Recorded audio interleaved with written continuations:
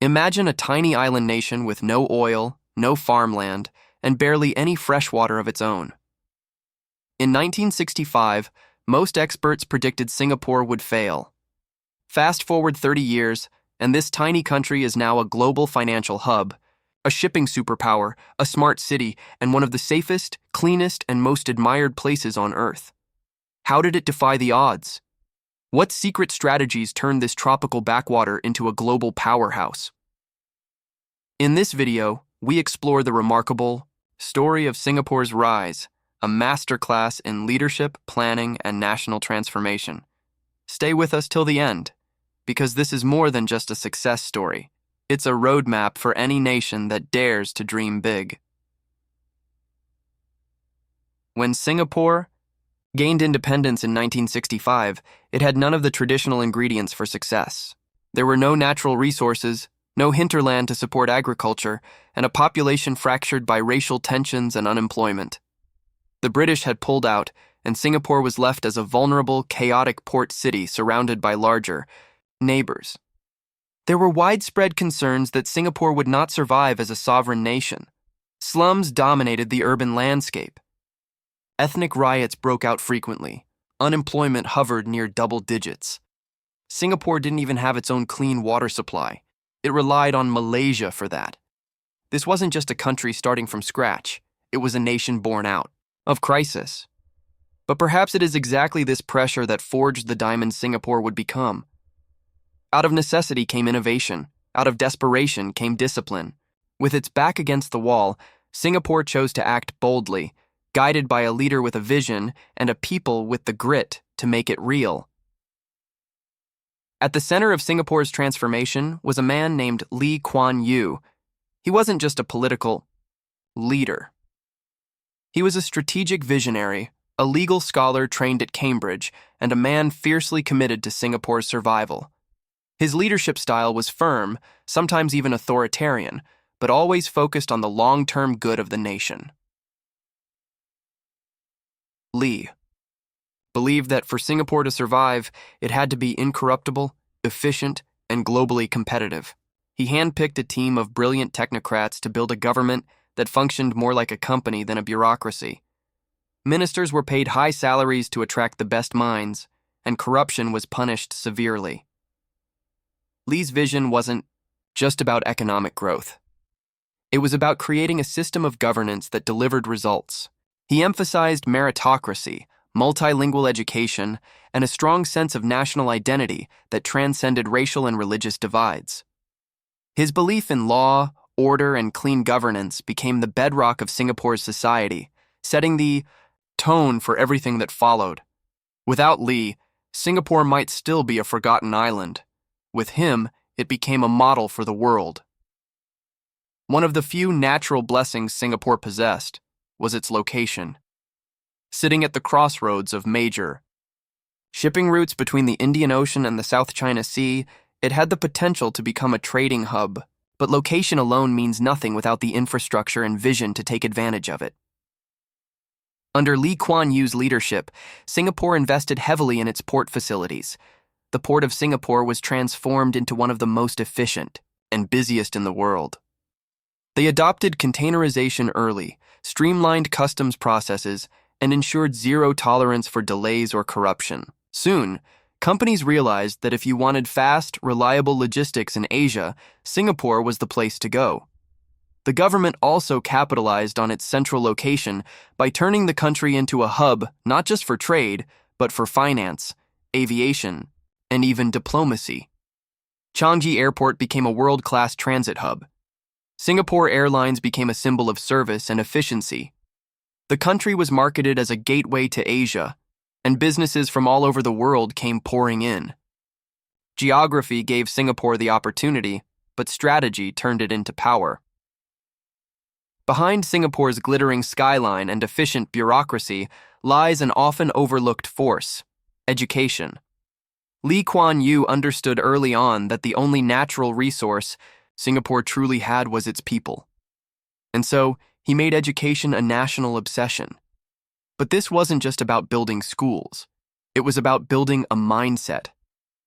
English was adopted as the primary language of instruction to connect Singaporeans to global opportunities, while students still learned their mother tongues to preserve cultural identity. Schools were rigorously standardized, teachers were highly trained and respected, and technical and vocational education was prioritized alongside academic excellence. The government constantly adjusted the curriculum to meet market needs. If the economy needed engineers, the education system pivoted to produce them. If the future was in biotech, students were encouraged to pursue life sciences. The system was pragmatic, adaptive, and laser-focused on employability. By the 1990s, Singapore had one of the most educated workforces in Asia. This brainpower attracted foreign investment and helped build a knowledge-based economy that continues to grow today. In Singapore, education wasn't just a social service, it was a national strategy. Singapore's rise to global power is deeply rooted in its transformation into a world-class trade hub. The country understood early that without natural resources, its economy had to be externally focused. The Port of Singapore became the crown jewel of this strategy. With over 130,000 vessels passing through annually, it ranks among the busiest ports on Earth. And it's not just the volume that's impressive, it's the precision. Singapore pioneered efficient port operations, minimizing turnaround time, embracing automation, and cutting red tape. Cargo could be loaded, cleared, and dispatched faster than almost anywhere else. These efficiencies didn't happen by chance. They were the result of meticulous planning, investment in cutting-edge technology, and a culture that prioritized performance over politics. At the same time, Singapore signed free trade agreements with dozens of countries, opened its markets, and positioned itself as a neutral, reliable middleman in global commerce. Multinational companies from the US, Europe, Japan, and China set up regional headquarters in Singapore, drawn by its transparency, legal protections, and stability. Even today, if you trace the path of global goods, chances are high they passed through Singapore at some point. In mastering trade, Singapore mastered influence.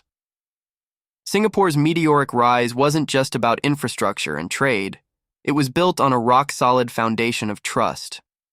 From the very beginning, the government made one thing clear: corruption would not be tolerated. While many developing nations struggled with bribery and inefficiency, Singapore took a radically different approach, one that shocked the region. Ministers and civil servants were paid competitive, even high salaries, not to enrich them, but to attract top talent and remove the temptation of bribes. And with those salaries came strict accountability. Any official caught abusing their position faced swift, severe punishment, regardless of status. This wasn't for show. Even high-ranking figures were prosecuted if found guilty. The result?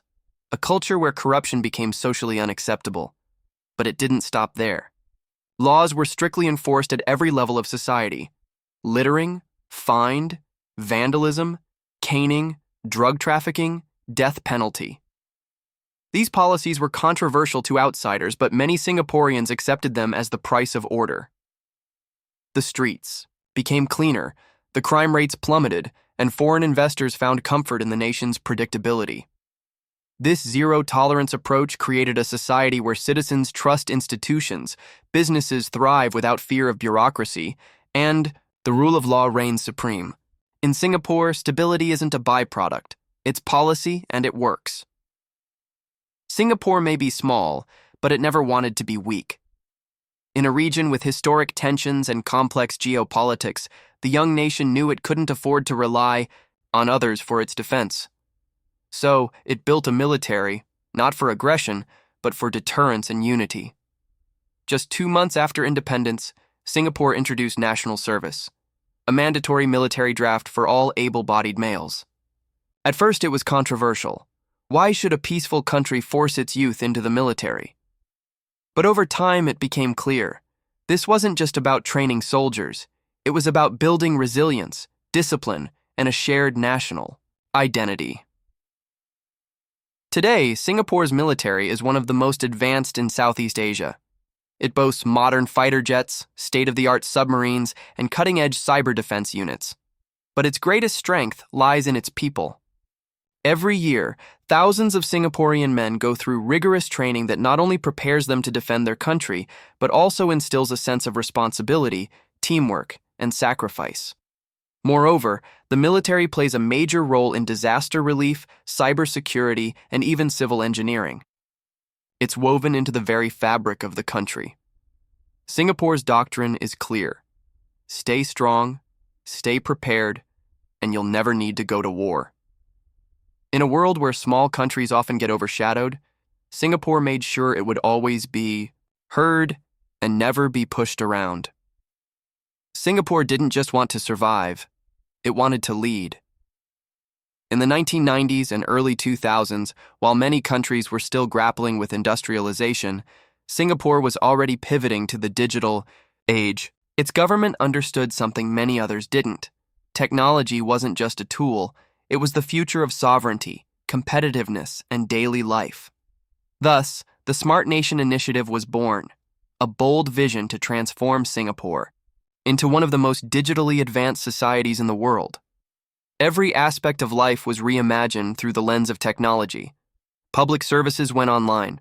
Identity cards became digital. Sensors were placed across the city to monitor traffic, waste levels, and even rainfall. The city became not just smart, but responsive. Today, autonomous buses roam certain districts. Facial recognition expedites airport security. Drones assist with construction and infrastructure inspections. Even urban planning is aided by Virtual Singapore, a 3D digital twin of the nation that helps simulate policies before they're implemented. But perhaps most impressive is how inclusive the approach is. Technology isn't just for the elite. Elderly citizens are trained in digital literacy. School children learn coding early. Public Wi-Fi is accessible everywhere. The goal? A country where innovation isn't just for profit, it improves lives, increases transparency, and enhances efficiency. Singapore has shown the world that with the right mindset and governance, even a small island can become a giant in the digital era. Singapore's success isn't just built on steel and silicon, it's built on people. Few places in the world bring together so many cultures, religions, and languages in such close quarters. Chinese, Malays, Indians, Eurasians, and more, all coexisting in a nation no bigger than a major city. How did Singapore avoid the ethnic divisions that plagued so many others? The answer lies in intentional multiculturalism and a culture of shared discipline. From the very beginning, the government enforced policies that promoted racial harmony. Housing policies were crafted to prevent ethnic enclaves. Schools encouraged cross-cultural education. Every Singaporean child, regardless of race, learns about each ethnic group's traditions, languages, and festivals. This wasn't about forced assimilation. It was about fostering respect through understanding. Singapore made it clear, diversity is strength, but only when it's managed with care. Discipline played a key role too. Not just in law enforcement, but in civic behavior. Cleanliness campaigns, queuing culture, courtesy drives. These initiatives may seem minor, but over decades, they built a society where order and mutual respect are the norm, and it shows. On the streets, in the trains, during national events, Singaporeans come together not as tribes, but as one people. While no society is perfect, Singapore's social model proves that harmony isn't accidental, it's engineered with vision and effort. In a divided world, that lesson may be its most powerful export. For all its remarkable success, Singapore is not without its challenges. In fact, as it climbed higher on the global ladder, new problems began to emerge, many of them complex and deeply structural. First is the issue of income inequality. While the average Singaporean enjoys a high standard of living, the wealth gap has widened. The cost of housing, healthcare, and education continues to rise, and some citizens, especially the elderly and low-income workers, struggle to keep up. The government's social safety nets are expanding, but balancing growth with equity remains a constant tightrope walk. Second, an aging population poses a long-term threat. Singapore has one of the lowest birth rates in the world. As the population ages, there will be fewer young workers to support retirees. a demographic shift that strains pension systems, healthcare services, and labor markets. There's also growing concern over political freedom and expression. While Singapore is admired for its efficiency and safety, critics argue that its tight control over media and dissent limits democratic vibrancy. Younger generations, more exposed to global values, are beginning to demand more space for diverse voices and open debate. And finally, climate change looms large. As a low-lying island, Singapore is vulnerable to rising sea levels and extreme weather. Billions are being spent on coastal protection and sustainability, but the clock is ticking. Singapore may have conquered the challenges of its past, but its future will depend on how it evolves, not just economically, but socially, politically, and environmentally. So what does Singapore teach us?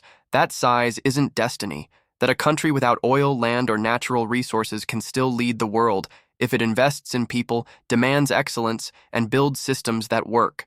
Singapore's story is a Yao blueprint for transformation, especially for nations that feel limited by geography or history. At its core, Singapore succeeded because it combined visionary leadership with collective discipline. It built trust between citizens and the state. It embraced multicultural harmony while promoting meritocracy. It welcomed the future instead of fearing it. But Singapore is not a fairy tale. It's a case study in trade-offs. It exchanged some freedoms for order, some comfort for competitiveness, and it continues to grapple with the tensions between efficiency and empathy, growth and equity, tradition and innovation. The real lesson isn't to copy Singapore, but to understand how it made deliberate, sometimes difficult, choices to secure its future. That mindset of clarity, courage, and continuous improvement may be the greatest power of all. So, what about your country? Could it adopt some of these strategies? What could you personally apply in your own life or community? Let us know your thoughts in the comments. And if you found this story inspiring, don't forget to like, subscribe, and follow Globe Contrast, where we bring you powerful stories of nations that shape our world.